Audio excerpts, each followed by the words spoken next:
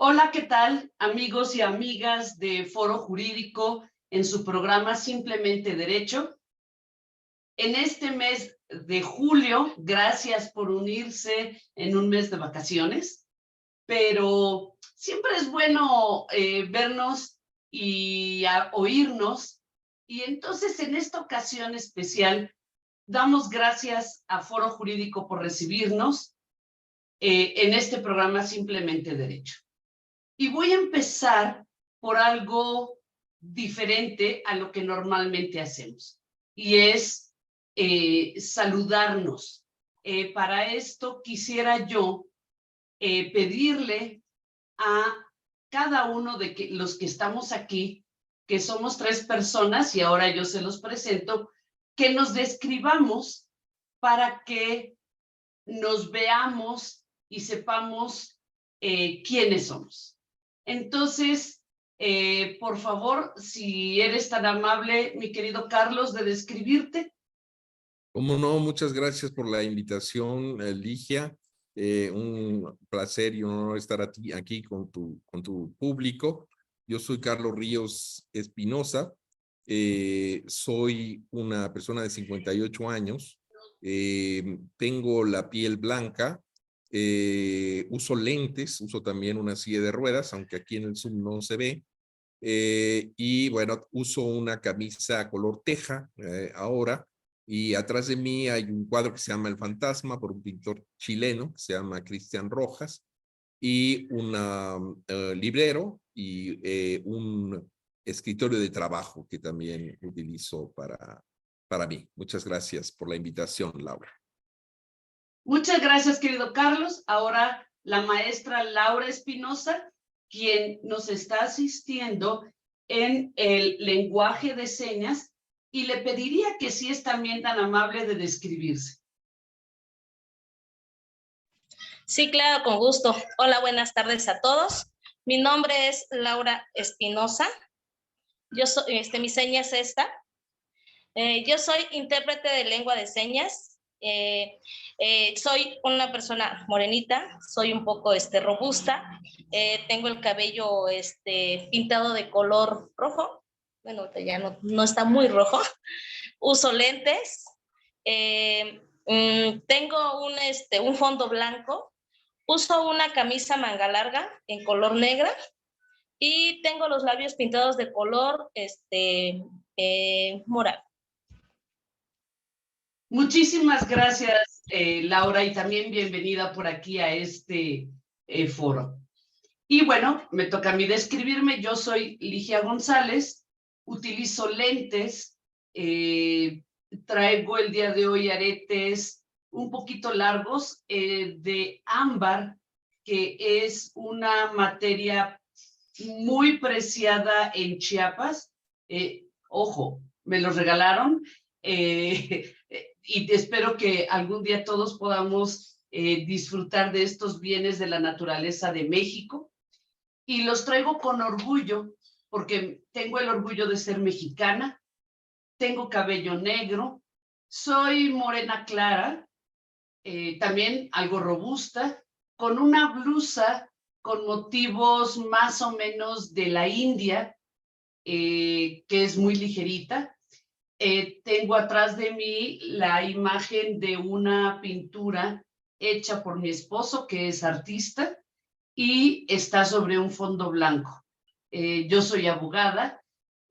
Por cierto, el día de hoy me pinté los labios de color entre naranja y rosa, y mi voz, por cierto, para quienes no me pueden escuchar, mi voz es un poco ronca, muy fuerte y muy rápida. Muchas gracias por escucharnos, y estamos aquí para ustedes. Y entonces, empezando con nuestra plática, con nuestro invitado especial, me gustaría presentarlo muy rápido porque tiene un currículum muy extenso. Carlos Ríos Espinosa, además de ser una persona extraordinaria, es maestro en sistemas penales comparados por la Universidad de Barcelona, especialista en Derecho Constitucional y Derechos Fundamentales por la Universidad de Pisa, licenciado en Derecho por la Universidad Iberoamericana.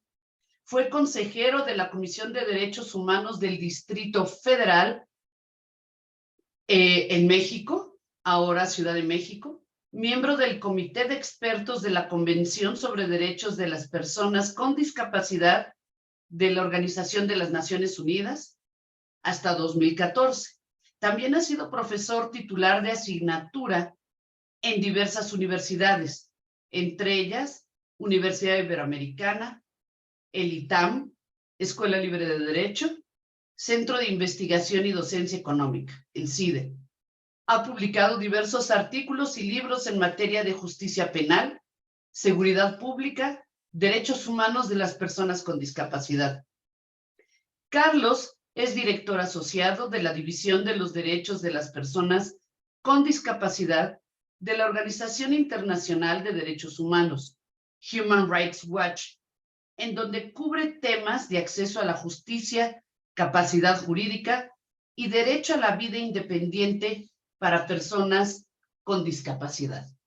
Tengo además que platicarles que en la revisión del texto del Código Nacional de Procedimientos Civiles y Familiares, tuve el gusto de encontrar a Carlos y algo que no está en su reseña curricular, pero que debemos todos y todas agradecer de esta nueva normatividad que ya fue publicada, es la participación de Carlos y los colectivos que él representa para que nuestro nuevo Código Nacional de Procedimientos definitivamente haga un parteaguas en los derechos de las personas con discapacidad.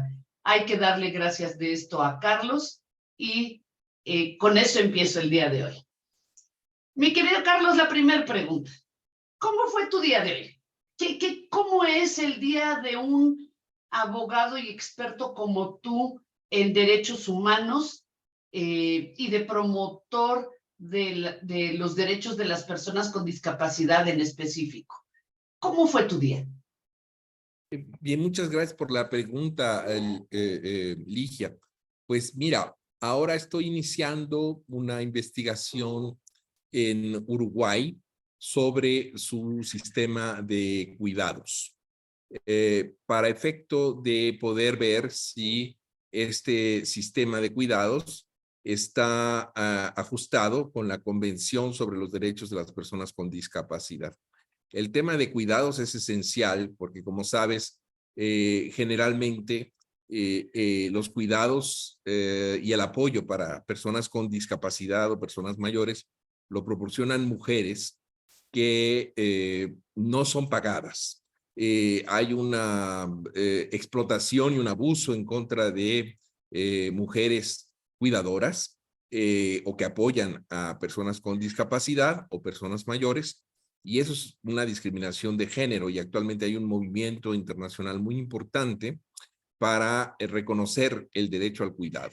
Y Uruguay es uno de los países que ha avanzado mucho en el tema y ha incluido la figura del asistente personal para personas con discapacidad o personas mayores.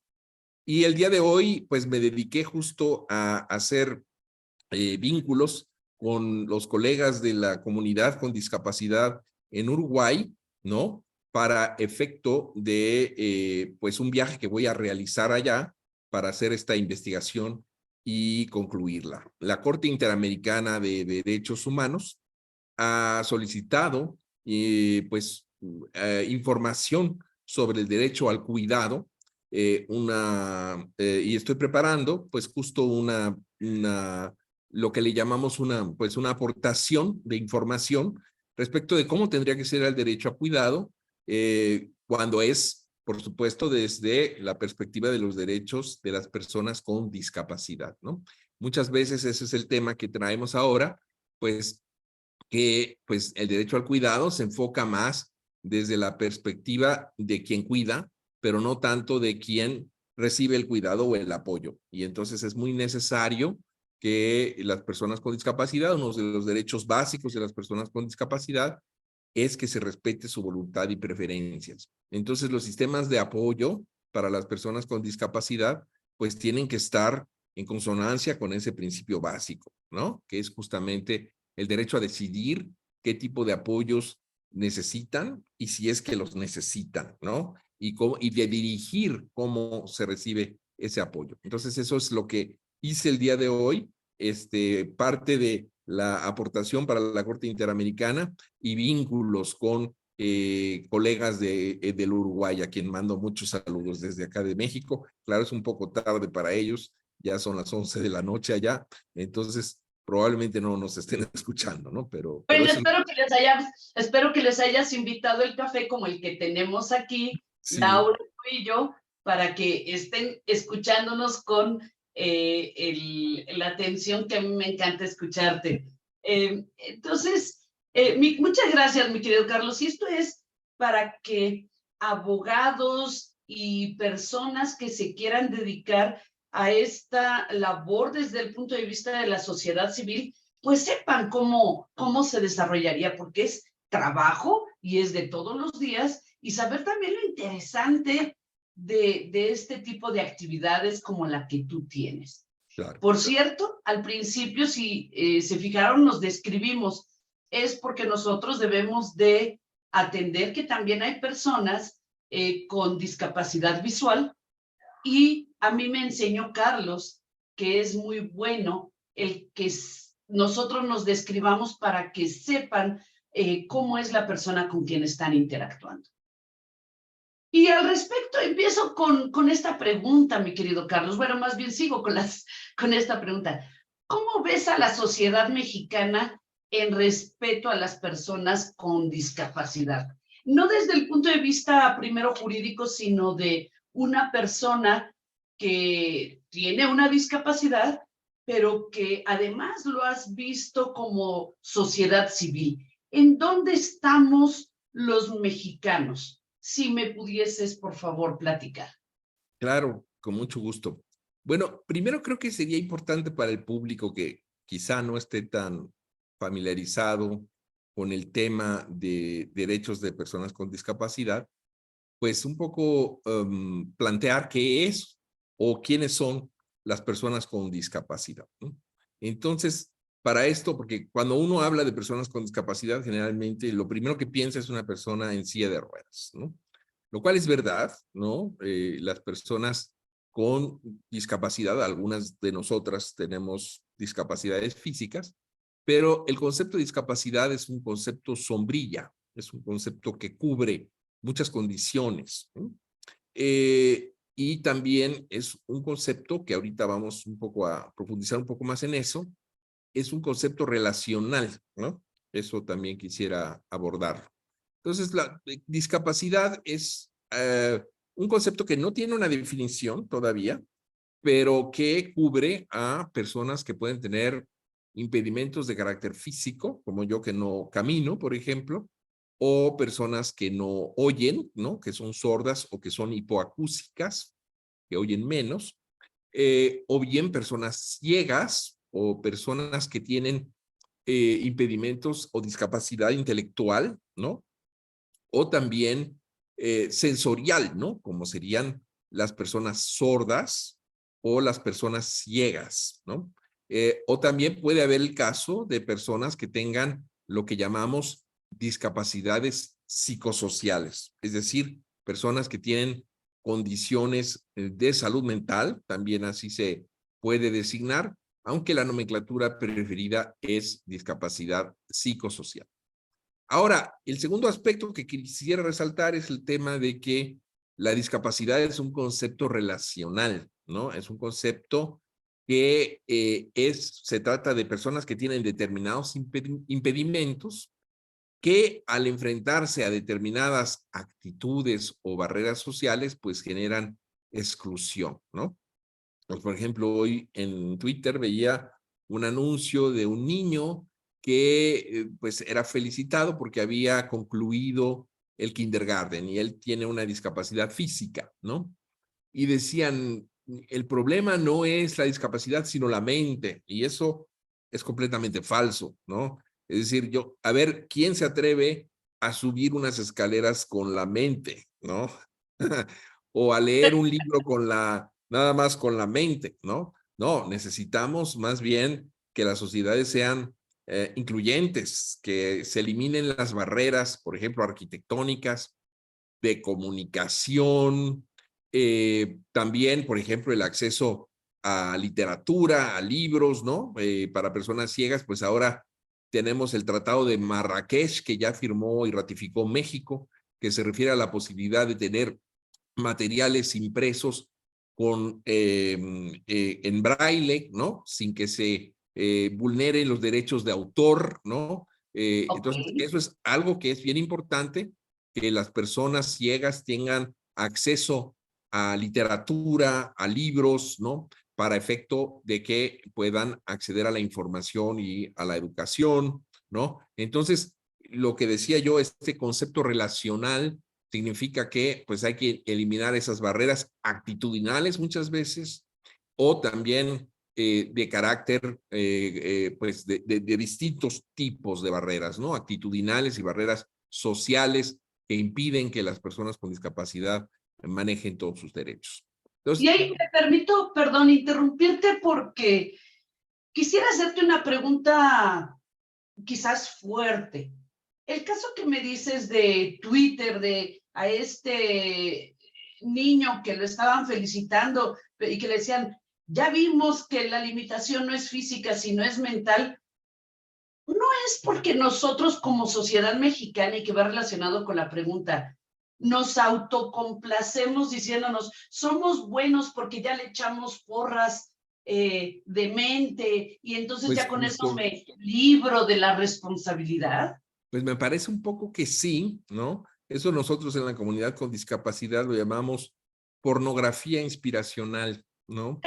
Es decir, ¿Qué que nombre? tú Pero sacas tienes, a una persona y dices, no, pues que recuerdo un anuncio que ponían a una mujer cargando a una silla de ruedas con su hijo, dice, qué mujerón, qué barbaridad, qué maravilla. Y pues no es así, eso ya es en sí un abuso, ¿no? ¿Por qué tiene uno que cargar a una persona con discapacidad en silla de ruedas al autobús? Tendría que el autobús que ser accesible, ¿no? ok. Tal vez sería pues necesario, por supuesto, ahora que me preguntas, pues cómo estamos en la sociedad mexicana en estos temas, pues todavía tenemos una agenda muy grande de temas, ¿no? Que son importantes considerar, ¿no? Esto que mencionaba yo al inicio de un sistema de cuidados y de apoyos para la vida independiente, pues en México hay mujeres que se dedican 7 días, 24 horas 7 días a la semana, 24 horas al día, a proporcionar apoyos, ¿no? A una persona con discapacidad o una persona mayor.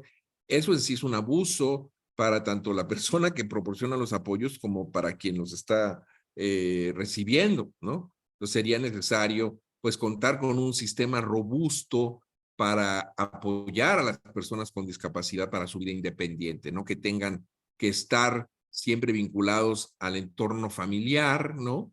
Y que puedan justamente tener un apoyo de diferentes formas. Y bueno, hay muchos Avanzado, amigo. derechos, claro, tendríamos que, hablaríamos digo, como sabes, hay todos los derechos humanos que compartimos todas las personas por el hecho de ser personas, pues también son compartidas o deben ser compartidos en iguales condiciones que las demás personas por personas con discapacidad, ¿no? Oye, y como sociedad, ¿hemos avanzado, nos hemos estancado o hemos retrocedido en el sentido de respetar a las personas con discapacidad? Ah, y por cierto, hay una discapacidad que no tomábamos, creo, en cuenta mucho, y es la discapacidad olfativa, que Ah, hay gente que tiene también y que muchas sí. veces no se toma en cuenta. Y, por ejemplo, si tienes un incendio, si, por ejemplo, huele a tiner, y es una, digo, tu nariz es una forma preventiva, Ujú, también es una manera de darle gusto a la comida. Y sí. estas personas muchas veces no la pueden probar, ¿no? Eh, y quería Sí, yo comentarla porque también la tenemos que tomar en cuenta, ¿no? estoy de acuerdo con eso, ¿no? Es una discapacidad sensorial, igualmente. Y sí, ahora que estuvo justamente la pandemia de COVID, pues muchas personas tuvieron la condición de lo que llaman el COVID largo y perdieron el sentido del olfato, ¿no? Lo cual sí tiene consecuencias para efecto de por ejemplo, el apetito, ¿no? Y sí, estoy de acuerdo que habría que también considerarlo como dentro de las discapacidades sensoriales, ¿no? Y Pero entonces, volviendo al ¿nosotros tema, hemos avanzado o cómo vamos? exacto, es lo que te iba yo a plantear. Bueno, te decía, hay un cúmulo de pendientes, ¿no? Que es necesario atender, ¿no? Por una parte, como sabes, pues es necesario que en los gobiernos existan mecanismos de implementación de los distintos derechos de las personas con discapacidad. En México se está implementando un programa de pensiones para personas con discapacidad que me parece útil para las personas con discapacidad, por supuesto, pero que no es suficiente, ¿no? Claramente las pensiones, aunque muy importantes para muchas personas con discapacidad, pues son una parte, un componente, pero que tiene que complementarse con otra serie de acciones para que realmente se respeten los derechos de las personas con discapacidad. Y uno de ellos es que los gobiernos cuenten con autoridades que coordinen la implementación de los distintos derechos de las personas con discapacidad y que tengan la fuerza legal y política, ¿no? Para llevar esto a buen término. Generalmente esto se pues plantea en una oficina de la presidencia o de una oficina que dependa de los gobernadores de los estados, ¿no? Que supervisen y que coordinen las acciones de todos los ministerios y todas las secretarías que tienen alguna responsabilidad para el cumplimiento de los derechos de las personas con discapacidad, que en general son pues todos, pues el gobierno siempre tiene que tener un enfoque de perspectiva de derechos de personas con discapacidad, de cualquier cosa que tú puedas pensar, ¿no? Tiene ¿No? un enfoque de discapacidad, ¿no? Entonces, Porque asumimos que todos no transporte, podemos estar. educación, salud, derechos políticos, ¿no? Es un abanico amplio de derechos y por supuesto, una de las primeras cosas que tendría que haber es pues justamente un mecanismo de implementación. Y eso desafortunadamente, pues en México no ha sido designado, ¿no? Ni por el gobierno federal, ni tampoco por los gobiernos estatales que tienen pues en situación muy débil, ¿no? Pues estos mecanismos gubernamentales de coordinación y de implementación de los derechos de las personas con discapacidad. En fin, ese es un primer elemento, pero hay otros muchos, ¿no?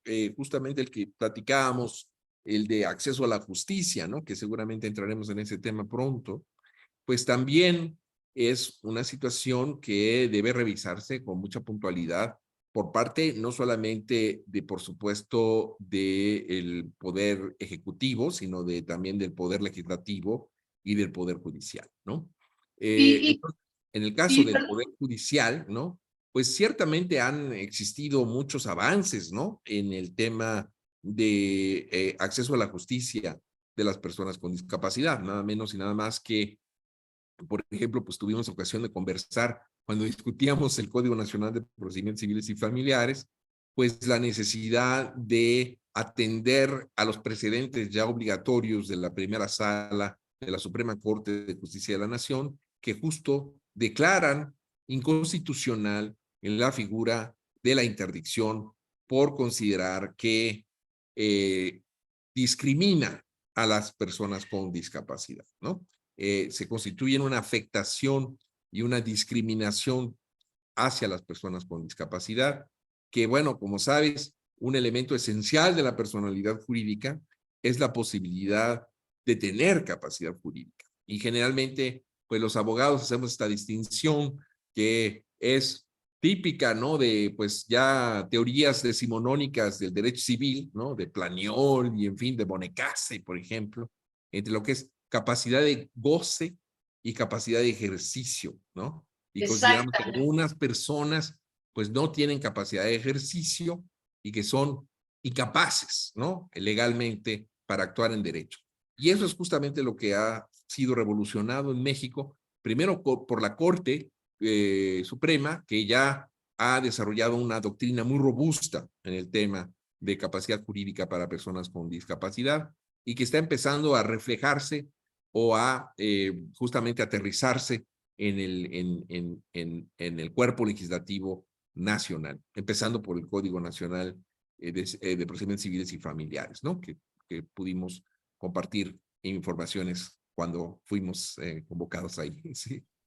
¿Tú crees, querido Carlos, que todo ha sido avance desde el punto de vista de la sociedad mexicana antes de preguntarnos de lo jurídico, en el sentido de que, por ejemplo, los libros de texto ayuden a que desde niños sepamos de qué manera ayudar a que todos convivamos, y nos digo, a todos nos ayudemos en conjunto, porque yo no creo que sea una cuestión de decir, pobrecito, te tengo que ayudar, sino que Claro. todos somos personas y tenemos Sí. que colaborar. Y ahí viene una pregunta que me han hecho y directamente, tal cual como en este programa, te la hago a ti.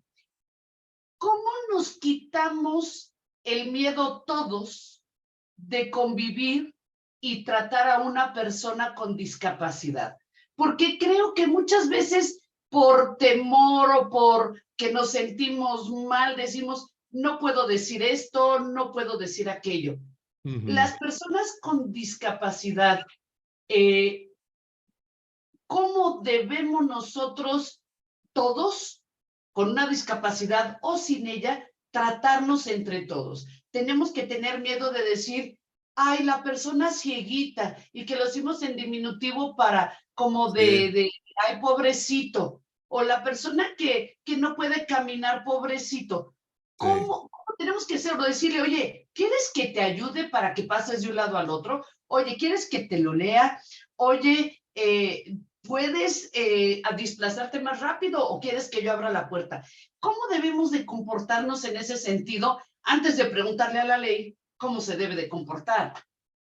Bueno, yo creo que como nos comportaríamos con cualquier otra persona, ¿no? La discapacidad es una expresión más de la diversidad humana, ¿no? Algunos tenemos discapacidades de que somos niños, otros adquiriremos discapacidades a lo largo de la vida, ¿no? Si tú checas el censo de 2020, pues te darás cuenta que las personas que tienen discapacidad en México, el 45% de ellas, pues es porque son personas mayores, ¿no? Que van generando impedimentos, ¿no? Las personas pueden tener discapacidades, pues, a lo largo de la vida. Pero eso, pues, no significa, por supuesto, que sea de alguna forma, no signifique el menor acceso a derechos, ¿no? Sino que, pues, tiene que haber justo ese reconocimiento que es, pues, yo creo que sí, como dices tú, cultural, ¿no? Yo tengo una compañera que trabajamos juntos en Human Rights Watch y ella me decía, bueno, pues yo nunca vi, cuando yo era adolescente, a una persona con discapacidad intelectual en la escuela, por ejemplo, ¿no? Fue hasta, pues ya saliendo de la escuela, que me di cuenta que había personas, por ejemplo, con síndrome de Down o que tenían discapacidades intelectuales. Y bueno, pues eso es un problema, ¿no? Justo porque la escuela es como un microcosmos de lo que después va a ser la sociedad, ¿no?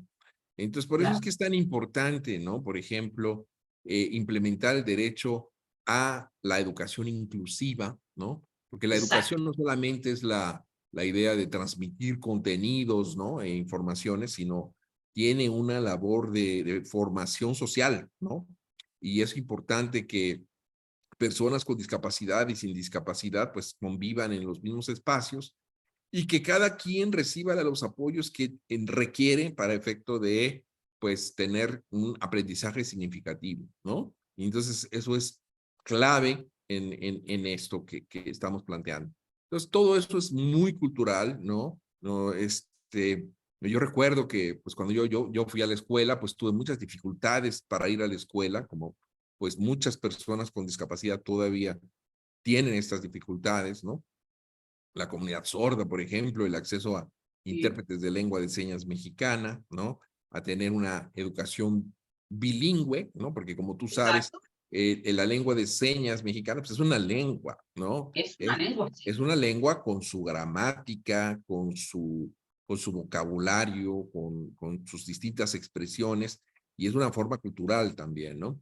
Y en ese sentido, pues hay pues muy poco acceso de personas sordas al sistema educativo, ¿no? Generalmente se plantea la necesidad de tener escuelas especiales para personas con discapacidad. Y esto, pues yo no creo que sea tan buena idea, porque justamente les va a pasar como a mi compañera, pues que nunca vieron a una persona sorda, a una persona ciega, a una persona con silla de ruedas Y no sabe cómo tratarla. y no saben cómo interactuar con una persona con Exacto. discapacidad, ¿no?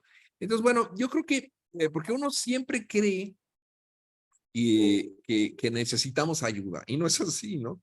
¿Sabes? A mí me pasa todavía, voy en la calle y entonces se me acerca la gente y me dice, ¿lo ayudo? Y le digo, pues, no, no, no, no necesito en este momento, sí, o sea, lo que hay que esperar es a que la persona, pues, si lo necesita, si necesita el apoyo o si necesita la ayuda, pues que la solicite, ¿verdad? Esa es la idea. O sea, no pensemos que somos personas que estamos necesitadas de ayuda, ¿no? O que Exacto. precisamos de ayuda, pues no, o sea, no es así, ¿no? Eso es algo que bueno, creo que tenemos que interiorizar y pues pues, la actitud normal que uno adoptaría con respecto a cualquier otra persona, porque hay gente que ni siquiera, o sea, ni siquiera te pregunta, ¿no? Sencillamente te apoya de una manera en la que te puede poner en riesgo, ¿no? También, Ok, ¿no? Por ejemplo, claro. no sé, si yo voy a cruzar una calle y alguien me empuja, pues a lo mejor pierdo el equilibrio, ¿verdad? Entonces, en fin, cuando, digo, depende de los contextos, ¿no? Si una persona ve que a alguien, pues, da muestras, ¿no? De requerir apoyo, pues tal vez se le puede preguntar, ¿no? Para cruzar Ok, una calle, ¿no? Por ejemplo, Jorge Luis Borges, este gran escritor argentino, pues era ciego. Él era ciego y se ponía en una esquina bueno, pues a veces llegaban las personas y le preguntaban, ¿no? ¿Quiere usted cruzar la calle? No, pues sí, por favor, ayúdeme a cruzar la calle, pero no necesariamente, ¿no? Entonces, hay que claro. tener, digo, eh, yo tengo amigos ciegos y amigas ciegas que se orientan perfectamente por todos lados, y bueno, pues hay formas de asistencia también eh, eh, animal, ¿no? O humana, Ok. ¿no? Para efecto de tener mayores apoyos, ¿no? Pues muchas Pero, ujú. gracias por darnos esta orientación humana, amigo. Y bueno, ahora sí me gustaría preguntarte, ¿qué ha cambiado en la ley para que realmente se busque esta igualdad e Bueno, igualdad de mira, derechos para las personas sí con hay discapacidad? ciertas cosas que han cambiado, pero como Ujú. sabemos las abogadas y los abogados, una cosa son el derecho en los libros y otro es el derecho en la realidad, ¿no? O el derecho en acción, digamos, ¿no? Pero sí han habido, sí, sin duda, ¿no? Elementos positivos a nivel de armonización legislativa en algunas legislaciones. Hoy por hoy, por ejemplo, pues tenemos la Ley General para la Inclusión al Desarrollo de las Personas con Discapacidad, que es una legislación federal, y existen pues otras legislaciones estatales también, ¿no? Que pues han avanzado en ciertos derechos, pero por supuesto es necesario más, ¿no? La Ley Federal de Trabajo tiene algunas reformas que son importantes, pero que pues es necesario considerar la posibilidad de tener más cosas, ¿no? Por ejemplo, en la Ley Federal del Trabajo me parece que todavía no está incluido el importantísimo concepto de ajustes razonables.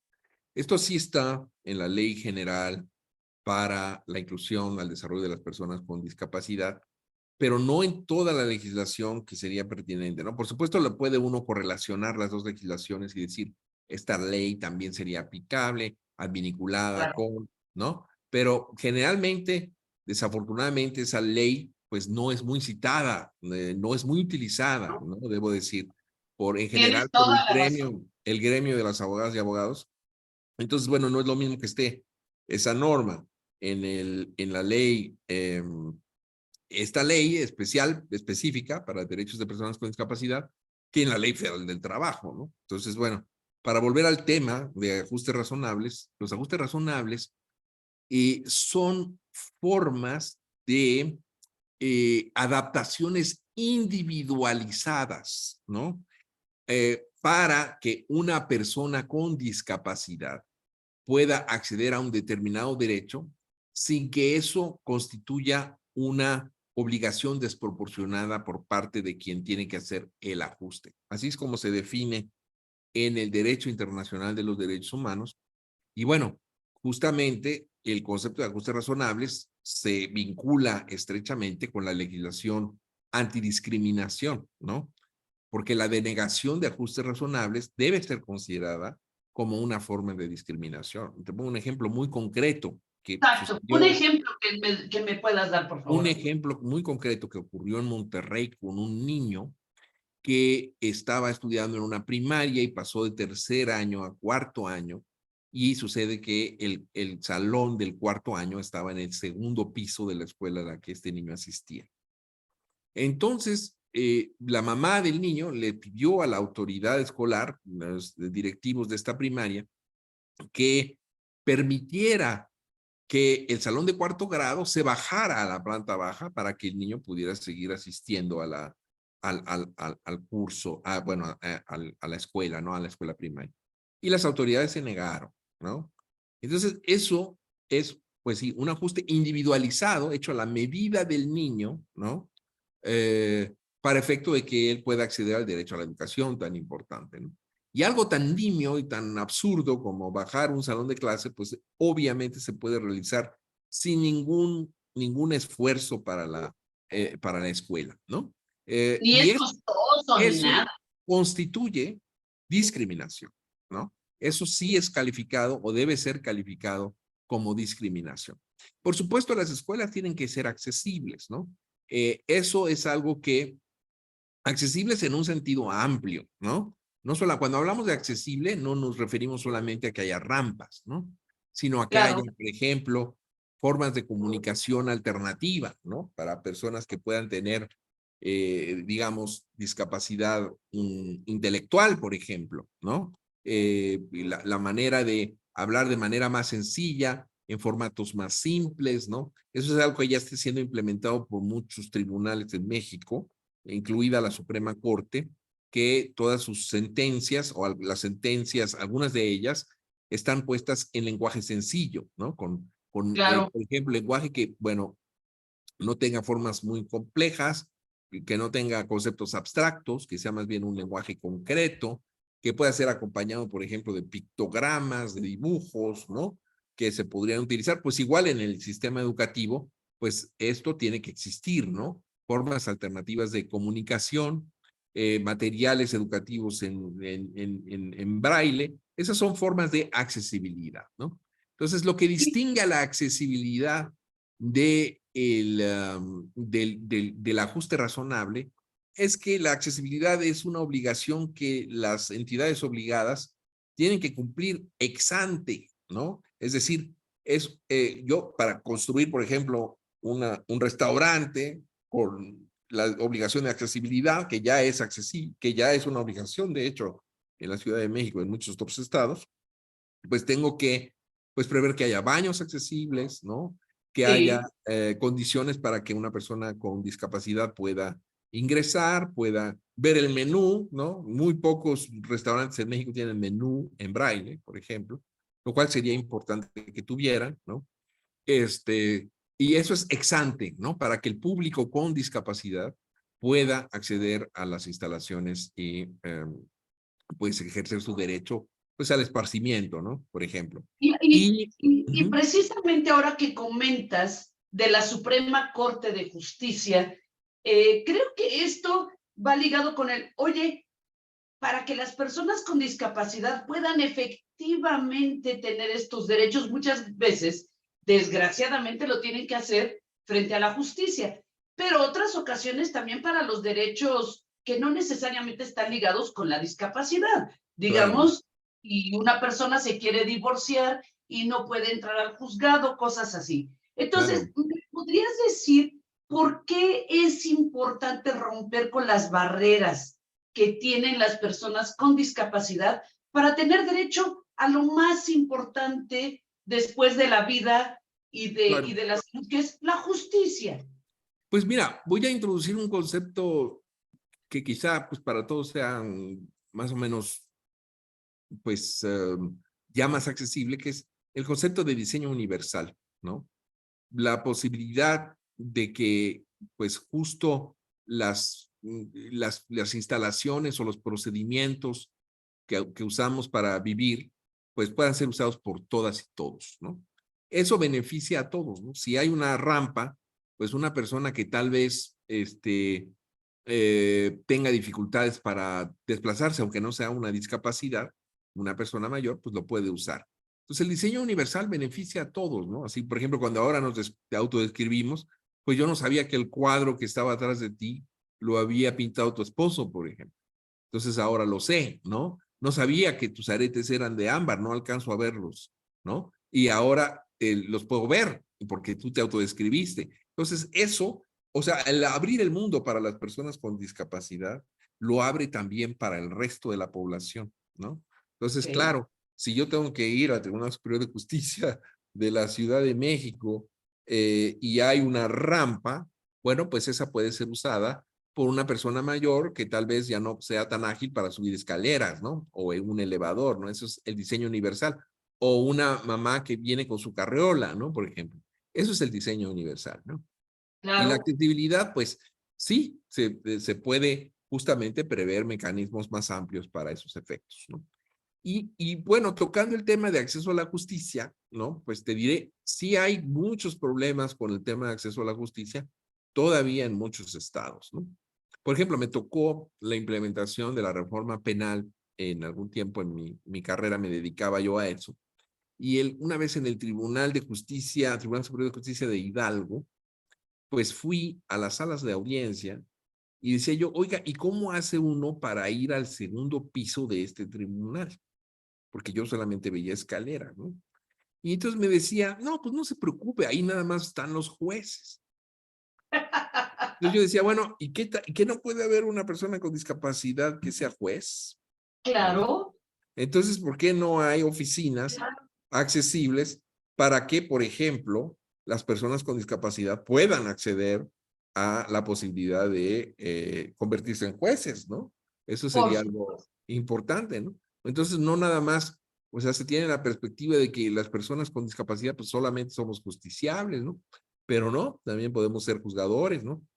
Abogados. Sí, Abogados. Hay gente abogadas que o viene de abogadas abogado. litigantes, y bueno, pues tiene que haber, pues la posibilidad de que haya la posibilidad de acceder a las distintas instancias solamente desde la perspectiva arquitectónica, ¿no?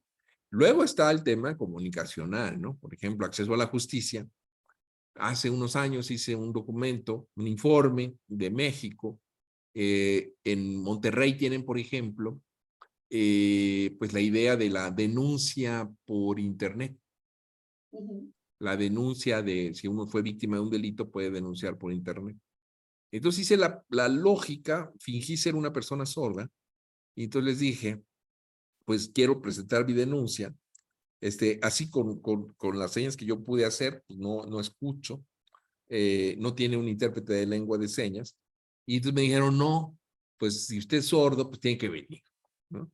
Y bueno, tiene que venir y además tiene que venir con su intérprete, porque aquí no tenemos, Claro. aquí no tenemos, ¿no? Entonces, eso es un problema de acceso a la justicia, ¿no? Entonces, tiene que ser un intérprete, además, que conozca la lengua de señas, pero que conozca también específicamente la terminología que se usa en los juzgados, ¿no? Que a veces no es muy sencilla, ¿no? Como tú lo sabes, ¿no? Conocí, Bueno, aquí tenemos, perdóname que te interrumpa, aquí tenemos a Laurita y me gustaría preguntarle cuánto tiempo se necesita para aprender un lenguaje técnico de señas, por ejemplo, para ir a un juzgado. Laurita, si nos puedes contestar. Sí, bueno, pues nunca se deja de aprender, ¿no? Al menos en el tema de lengua de señas, nunca se deja de aprender. Cada día va a hay... tener que usar señas, Laura, perdón. Va a tener que hablar y señar, perdón. Nunca dejamos de aprender señas. Siempre cada día se aprenden nuevas señas. Cada estado tienen también lo que son sus regionalismos y varían en cada estado. O sea, sí hay señas básicas muy básicas, y pues como ahorita les comentaba, hay regionalismos, ¿no? Entonces sí, al menos en el tema de accesibilidad en los juzgados, sí me ha tocado que nos han llamado y lo que nos piden es, por ejemplo, que seamos certificados, intérpretes certificados.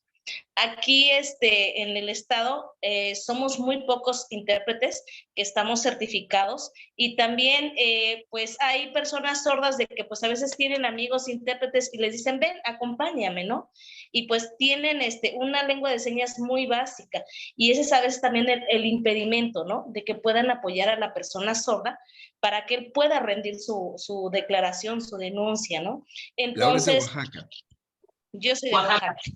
Sí, yo soy de aquí de Oaxaca. Y pues sí, nos ha tocado muchos de esos casos. Y pues también pues nosotros pues llegamos a certificarnos. Apenas tenemos, yo al menos unos meses que me certifiqué a nivel nacional por las necesidades pues de las personas sordas, que pues también nos piden, nos buscan para temas de judiciales, jurídicos en este caso. Y sí, pues es muy importante también no solamente que pues haya intérpretes, ¿no? Sino que también las personas servidoras públicas estén también capacitadas sobre el tema de lengua de señas, porque pues a veces pues no hay intérpretes disponibles, y entonces pues que ellos puedan también atender a una persona sorda, ¿no? Eso también sería súper de que ellos aprendieran lengua de señas, que también como aprendemos un idioma, por ejemplo el inglés, pudiéramos aprender también lengua de señas. Muchas gracias, Laurita. Muchas gracias, Laurita. Perdón por la interrupción, Carlos, pero aprovechando. No, yo creo que es muy útil porque justo es muy útil porque pues en una audiencia, ¿no? Por ejemplo, de vinculación a proceso, pues ¿cómo dices vinculación a proceso en lengua de señas, ¿no? Entonces sí tiene que haber una profesionalización de intérpretes certificados y en eso tienen que invertir pues los consejos de la judicatura, ¿no? Para efecto de tener funcionarios o intérpretes en suficiencia, ¿no? Porque hay muy pocos intérpretes que realmente sepan, que conozcan el lenguaje específico jurídico, ¿no?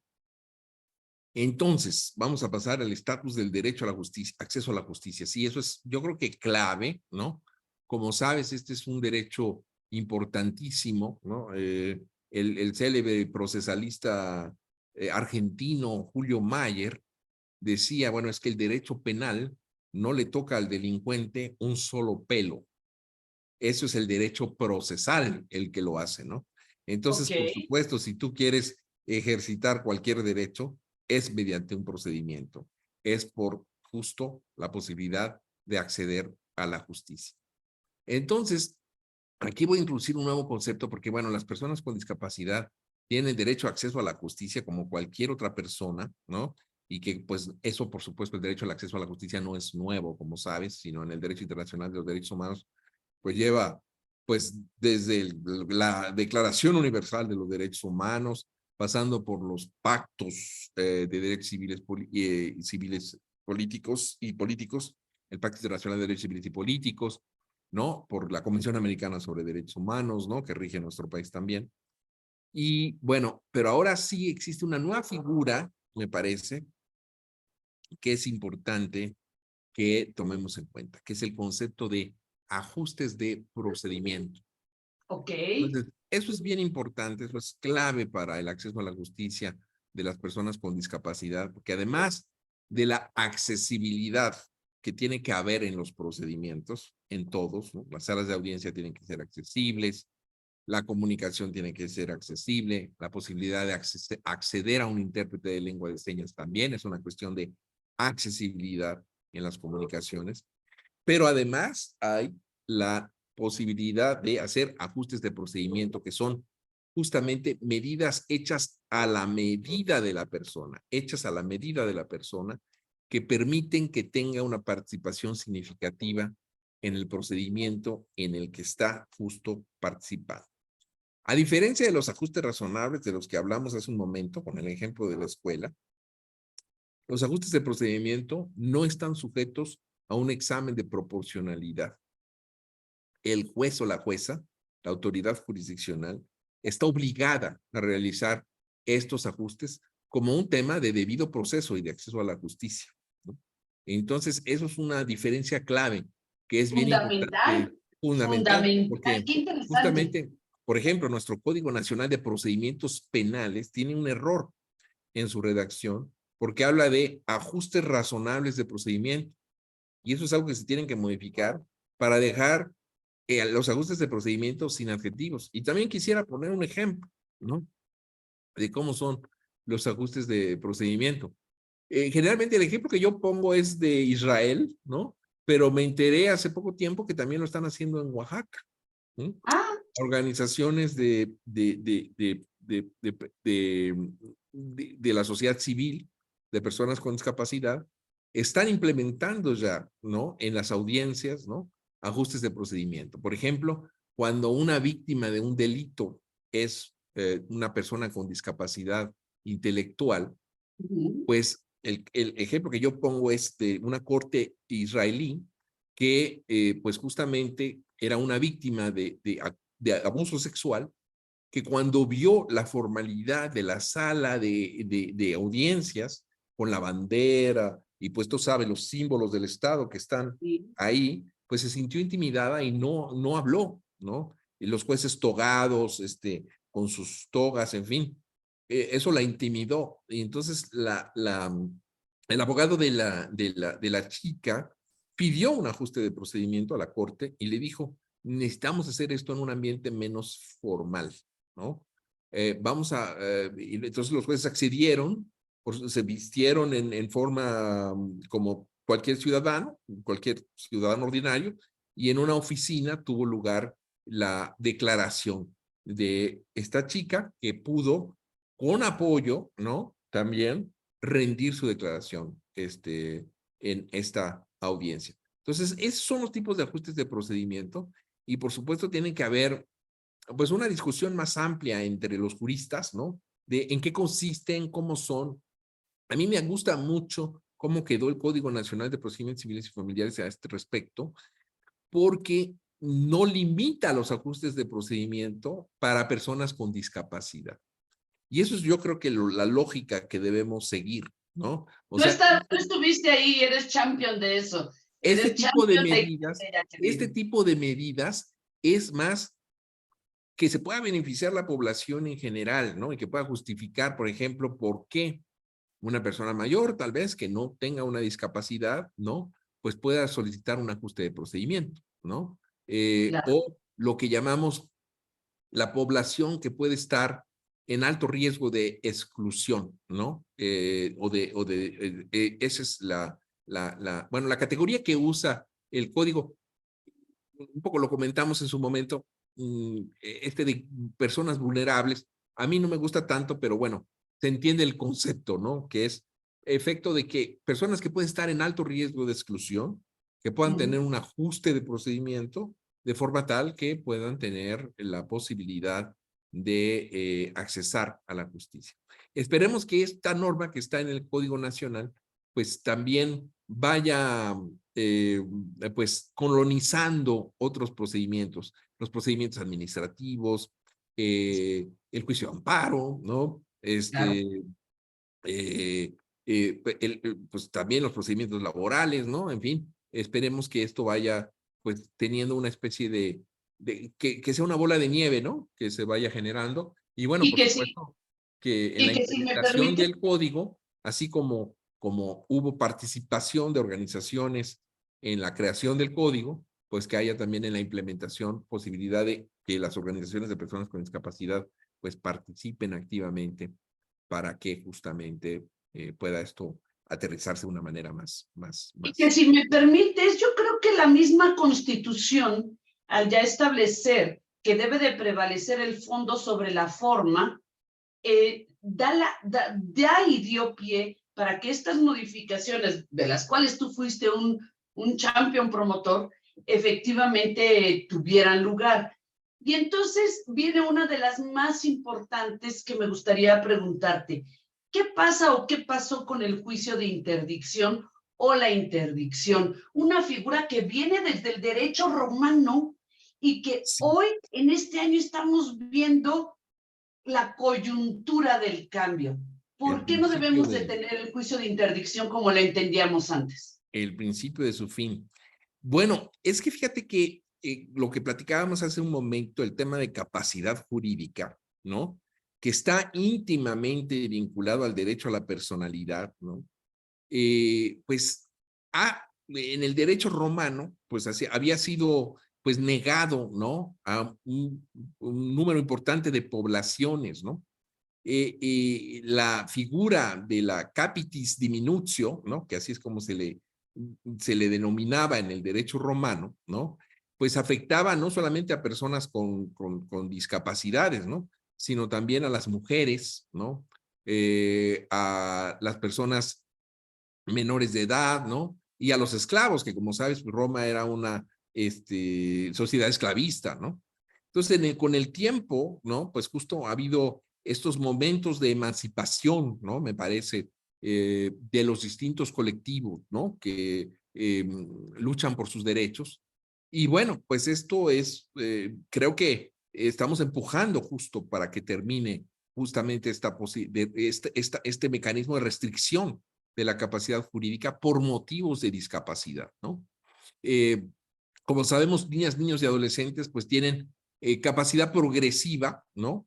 Que reconocen los derechos y el derecho civil sustantivo, autonomía progresiva, ¿no? Que es como se le designa, pero en el caso de las personas con discapacidad, pues sí, eran limitadas o están todavía, ¿no? Limitadas por el juicio de interdicción que ya fue declarado inconstitucional por la Suprema Corte por discriminatorio en un precedente vinculante. Entonces, la pregunta es, ¿cuándo tenemos que, o sea, ahí sí tiene que haber pues como creatividad judicial en términos de aplicar el control difuso de constitucionalidad, ¿no? Que como sabes, por ejemplo, colegas nuestros como la jueza Sabela, ¿no? En Sí, Chihuahua, pues ya aplican o desaplican el procedimiento de interdicción que desafortunadamente muchas leyes exigen para acceder a determinados derechos. Por ejemplo, las pensiones del Seguro Social te exigen poner a las personas en interdicción cuando tienen discapacidades psicosociales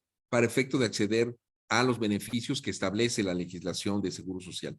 Pues eso tiene que cambiar ya, ¿no? Eso se tiene que pues, desaplicar ya. Las autoridades del Seguro Social tienen que dejar de solicitar ese tipo de cosas, ¿no? Para efecto, porque ya lo dijo la Corte, ¿no? La Corte lo dijo, eso es inconstitucional, el juicio de interdicción, ¿no? Entonces, eso tiene que cambiar. Y bueno, justamente como sabes, el Código Nacional de Procedimientos Civiles y Familiares, pues tú tiene un plazo de implementación, vacatio 4 legis, años. le decimos técnicamente, de 4 años. Entonces, el 1 de abril de 2027, pues tendrá que estar implementado en toda la República. Pero la obligación de dejar de aplicar el juicio de interdicción está ya en vigor debido a justamente este precedente obligatorio que obliga a todas las autoridades jurisdiccionales de inferior jerarquía, con excepción del Pleno de la Suprema Corte, como sabes, ¿no? Entonces, ahí sí tiene que haber los congresos locales de los estados y también el federal, ¿no? Tienen que reformar sus códigos civiles para efecto de hacer realidad el tema de un modelo distinto de capacidad jurídica, un modelo de sustitución de la voluntad, que es el que actualmente todavía está en vigor, ¿no? Hacia un modelo de toma de decisiones con apoyo si es que la persona así lo requiere. Y eso es algo que tienen que, pues, tomar las personas eh, los congresos locales, perdón, tienen que movilizarse, ¿no? Ya en el Congreso de la Ciudad de México hay una iniciativa que fue presentada por la diputada Marisela Zúñiga, ¿no? Y que recoge, ¿no? Las propuestas del colectivo Decidir es mi derecho, que también estuvo, pues, también colaborando con el Congreso de la Unión, ¿no? Me parece, un proceso de apertura sin precedentes para la modificación del Código Nacional de Procedimientos Civiles y Familiares, que es la parte procesal del asunto, pero ahora tiene que haber pues la correspondiente reforma sustantiva, ¿no? Que es, como sabes, pues la capacidad jurídica se regula justo en los códigos civiles de carácter sustantivo. Y bueno, pues eso tiene que hacerse, ¿no? ya es un paso muy importante que el Código Nacional de Procedimientos Civiles y Familiares declare la capacidad jurídica plena de todas las personas mayores de 18 años, lo cual es una simple tautología de lo que hoy por hoy ya está previsto en el derecho internacional de los derechos humanos, pero ahora cómo esto se va a concretar, qué mecanismos hay que hacer, ¿no? Ese es el tema. Y qué bueno que entramos a esto. El tiempo es mortal y ese sí no lo puedo detener. Déjame echarle tantito para atrás el reloj porque tenemos muchos comentarios de nuestra audiencia, de tu audiencia.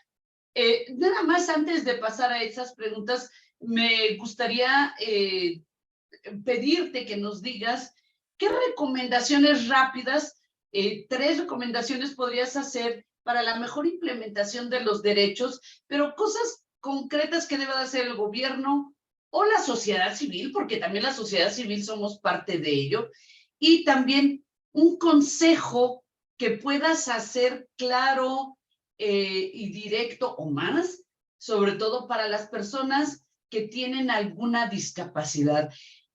Tú que conoces esto tanto en lo personal como jurídicamente, como académicamente, ¿qué consejo le puedes dar a las personas con discapacidad y sus familias? Por favor, para luego ya pasar a las preguntas de nuestro auditorio. Bueno, sí, yo creo que una primera recomendación que haría es que en los programas de implementación del Código Nacional de Procedimientos Civiles y Familiares se involucre a organizaciones de personas con discapacidad, se haga un llamado en todos los estados a las organizaciones para efecto de que, además es una obligación internacional, ¿no? Se involucren en la implementación de este importante ordenamiento. Otro planteamiento es, sí, por supuesto, al Poder Legislativo de los estados, lo que decíamos, ¿no? La necesidad de armonizar la legislación civil y también la legislación notarial, ¿no? Para efecto de que haya, pues, pleno reconocimiento de la capacidad jurídica, ¿no? Ahí los notarios también van a ser esenciales, ¿no? Para efecto de hacer esto realidad. Y, bueno, por supuesto, el tema de sociedad civil, lo que me preguntas, creo que es muy importante que las personas con discapacidad se involucren en la defensa de sus derechos. No digo eso, no creo que tenga yo que decírselos. Ellos para la creación de la Convención sobre los Derechos de las Personas con Discapacidad, hubo un empuje muy importante de organizaciones de personas con discapacidad, ¿no? El entorno del derecho internacional de los derechos humanos cambió justo por la importantísima involucramiento de las personas con discapacidad. Pero un poco también sería el tema de tallerear. ¿Cómo hacer? Muchas personas tienen miedo al tema de la derogación de la interdicción. ¿Y ahora cómo le vamos a hacer? Bueno, pues tallerear la reforma, ¿no? La necesidad de ver cómo hacemos para que esto se vuelva realidad, ¿no? Es decir, la interdicción en realidad, pues no protege a nadie, ¿no? Pero de lo que tenemos que ver es, pues, cómo ahuyentar esos fantasmas, y eso se logra en concreto, ¿no? Redactando contratos de apoyo para el ejercicio de la capacidad jurídica, ¿no? Como sabes, ahora la Corte canadiense recientemente acaba de hacer un fallo bien interesante respecto de qué es lo que constituye la validez de los contratos o formas de hacer válidos los contratos, de expresar el consentimiento. Pues los emojis se pueden usar para decir, hacer eso es firmar un contrato, ¿no? Eso es una forma. Entonces tenemos que reformar también ahí importantes aspectos del Código Civil en la regulación del consentimiento, ¿no? Para efecto de que haya claridad, por supuesto, y se haga honor a uno de los principios básicos del Código Civil, del derecho civil, que es la autonomía de la voluntad, ¿no? En este caso, de la autonomía de la voluntad de las personas con discapacidad, porque, bueno, autonomía de la voluntad no significa que decidamos solos, ¿no? Siempre, de alguna manera, los seres humanos decidimos en interconexión con los demás, ¿no? Pues siempre para las decisiones claves de nuestra vida, pues pedimos apoyos, ¿no? Informales, y ahora se van a poder formalizar por la vía de la legislación civil. Wow, muchísimas gracias, mi querido amigo, y voy rápido a las preguntas porque tenemos varias. de nuestro auditorio, que para ellos es esta plática. Primero te manda saludos el notario Arturo Orduña desde Guadalajara. Mucho gusto. Y fíjate, nos dicen, lo que platicas de Uruguay es muy interesante, porque qué tan similar es al caso de Costa Rica, que se entiende que ya copió al de Colombia. Luego tenemos alguien que nos dice que, por ejemplo, en un banco, no voy a decir el nombre, se niegan a actualizar su cuenta porque su INE no tiene firma y entonces no cuadra, sino que tiene huella digital, la cual puede ser utilizada en el lugar, pero obviamente ha tenido problemas, y no solamente eso, sino que le dicen, vete a la aplicación, al celular, y claro, no puede utilizarlo porque también le pide que la fotografía del reverso de la credencial del lector traiga la firma, y entonces no se lo valida. Y obviamente esta persona, el problema que tiene es que no puede firmar. Terrible, sí. Si no tienes cine, no existes. No Para el existe. sistema financiero mexicano. Y luego dice que él ya lo está empezando a apoyar la Defensoría Pública, pero hasta que los pudo convencer. Luego te están pidiendo tu correo electrónico o alguna forma pública que puedas decir aquí para comunicarse contigo. Por ejemplo, una colaboradora voluntaria de La Voz Pro Salud Mental hace en Ciudad de México. Y luego también te dicen que una persona mayor fue a recoger su credencial para la pensión de adulto mayor y le tocó ver personas que iban en silla de ruedas y no podían sostener la hoja para poner la huella, les tuvieron que ayudar.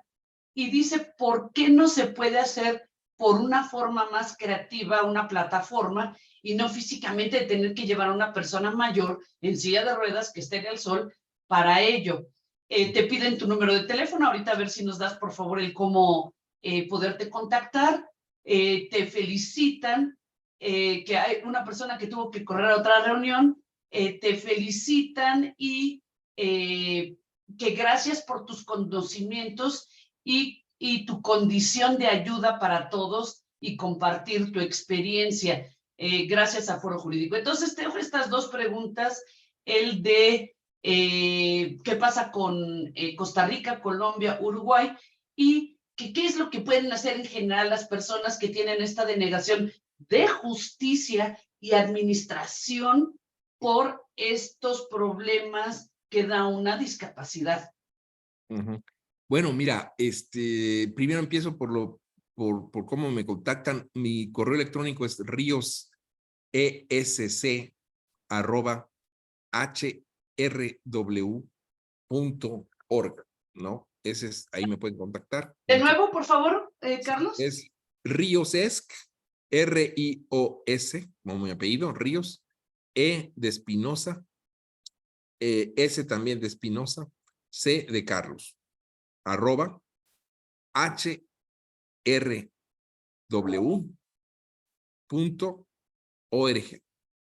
Perfecto. Pues ahí con mucho gusto podemos conversar y platicamos. Y luego, el tema de los cuidados, plantean que Uruguay es pues un ejemplo en América Latina para la implementación del sistema de cuidados. Y bueno, pues justo estoy iniciando con la investigación. Hay algunas cosas de su legislación, de su marco legislativo, que no acaban de cuadrarme. Por ejemplo, cómo se refieren a las personas con discapacidad y a las personas mayores. Se les refiere como personas dependientes.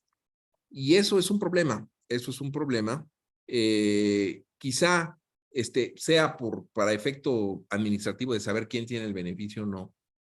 Pero es un problema porque, bueno, claro, si yo tengo que volar, por ejemplo, de aquí a Guadalajara en un avión, pues soy un usuario de los servicios de aviación, ¿no? Pero no digo que soy dependiente de un avión, ¿no? Entonces, simplemente tengo el requerimiento de ir en avión, ¿no? Claro. Igual, cuando yo uso una silla de ruedas, pues soy un usuario de silla de ruedas, pero no soy como esas cosas que se usan que es, bueno, bueno, en español no se usa tanto, pero una persona que está pues atada a una silla de ruedas, por ejemplo, se dice. Pues la nomenclatura también importa, somos usuarios de lenguaje de señas, somos usuarios de sillas de ruedas, de bastones blancos, en fin, pero no dependientes. La dependencia es un concepto político, ¿no? Entonces, sí, somos dependientes porque, claro, si no hay una rampa en una esquina, pues dependo de que alguien me suba, ¿verdad? Pero si me construyes la rampa, pues ya no dependo de nadie, ya lo puedo hacer solo. Entonces, esa es una cosa que sí es importante. Pero volviendo a lo de Uruguay, me parece una muy interesante cuestión lo que están planteando ellos, ¿no? Pero pues vamos a ver cómo es, ¿no? Ellos sí plantean la posibilidad de tener asistencia personal, ¿no? Para personas con discapacidad, que eso es un derecho clave para muchos y muchas de nosotros, ¿no? Tener la posibilidad de que alguien nos apoye de acuerdo con los requerimientos que tengamos, ¿no? Entonces ellos van avanzado en ese tema y justamente voy a ver, a revisar cómo es que está funcionando ese sistema allá, ¿no? Perfecto, Pues, si me perfecto, mi invitas querido de Carlos. nuevo, después de que vaya, Claro, pues hablamos más de Uruguay y más de lo que tiene que pasar en México, porque como sabes, en México también hay un movimiento importante para el establecimiento del Sistema Nacional de Cuidados, que espero que se sí. convierta en el Sistema Nacional de Cuidados y apoyos para la vida independiente, de forma tal que las personas decidan y tengan control sobre sus modelos de apoyo, sistemas de apoyo, que es lo que estábamos platicando al inicio de nuestra charla. Totalmente de acuerdo contigo, porque incluso eso de hablar de vida independiente, de libertad, es algo que se busca con el derecho, que las personas no Exactamente. tengan que estar esperando a ver qué sucede en el entorno. Yo me permito hacer una solicitud de 10 segundos, que por favor en todos los lugares públicos las puertas de los sanitarios se puedan abrir para personas que utilicen muletas temporal o permanentemente, personas que utilizan silla de ruedas temporal o permanentemente. Es dificilísimo el poder abrir una puerta cuando se utilizan cualquier tipo de ayudas o auxilios para poder Claro. entrar al baño. Y yo creo que poder ir al baño es un Es derecho clave. Sí, de dignidad, de sí. dignidad. Añadiría yo una solicitud a eso que dices, que es la posibilidad de tener baños familiares, Sí, ¿no? totalmente. Muchas veces están los baños de mujeres y los baños de hombres, pero y si alguien necesita apoyo, yo soy casado, y a veces voy con mi esposa, y Claro. tenemos un problema cuando hay baño de mujeres y baño de hombres y no hay baño familiar, ¿no? Esa es una petición que mi colega Daniel Robles de Guadalajara ha hecho, ¿no? Lugares dignos para poder usar baños accesibles para personas que tienen requerimientos de apoyo muy intenso, ¿no? Como personas que necesitan recostarse para ir al baño, ¿no? Entonces, pues eso sería muy importante que también existiera. Perdón, ahí lo metí yo como algo que traigo porque creo que es No, un tan tema de importante. necesidad básica, igual que todo lo demás, tener educación, comunicación. Y desgraciadamente se nos fue el tiempo y claro que te voy a invitar nuevamente. Es un lujo y una delicia platicar contigo y tomarse un cafecito, Claro igual que que sí. Laura. Sí, por Así ejemplo, que aquí salud.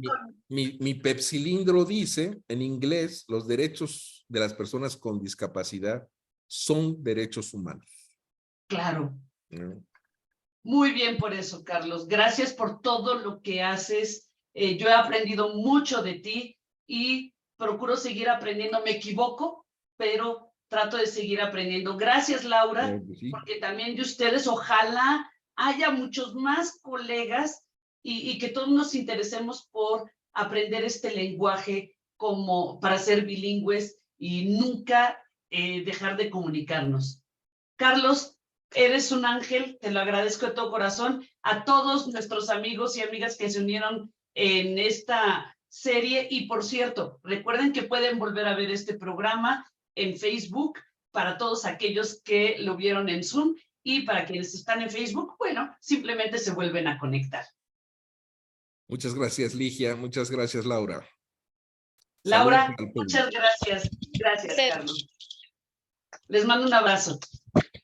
Hasta luego.